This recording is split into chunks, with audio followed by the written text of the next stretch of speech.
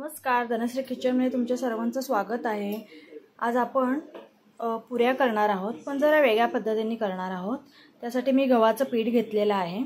याच्यामध्ये तांदळाचं पीठ टाकायचं आहे। थोडं तांदळाचं पीठ टाकले मी। आता आपण चवीनुसार मीठ टाकून घ्यायचं आहे।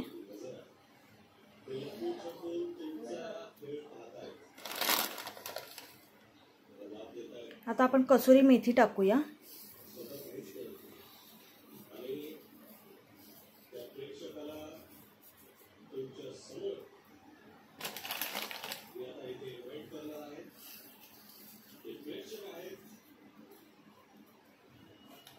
आणि ओवा टाकून घेऊया।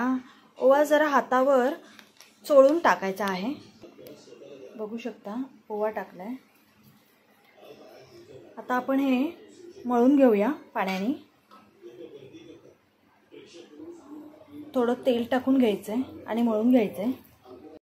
बघू शकता पीठ मळून झालंय। ह्याच्यावर थोडं तेल टाकूया आपण।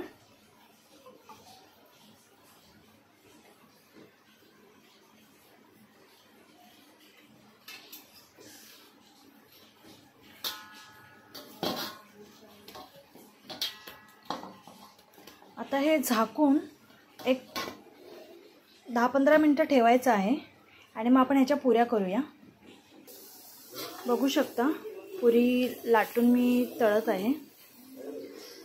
अशा प्रकारे सगळ्या पुऱ्या करून घ्यायच्या। खूप चवीला छान लागतात या। तुम्ही नक्की करून बघा। लहान मुलं पण आवडीने खातात। माझ्या मुलाला तर खूप आवडतं। बघू शकता मी इथे करून घेतलेल्या आहेत पुऱ्या। तुम्हाला रेसिपी आवडली असेल तर नक्की शेअर करा, लाईक करा आणि करून बघा। मला कमेंट करा कशी वाटली तुम्हाला पुरी। बाय।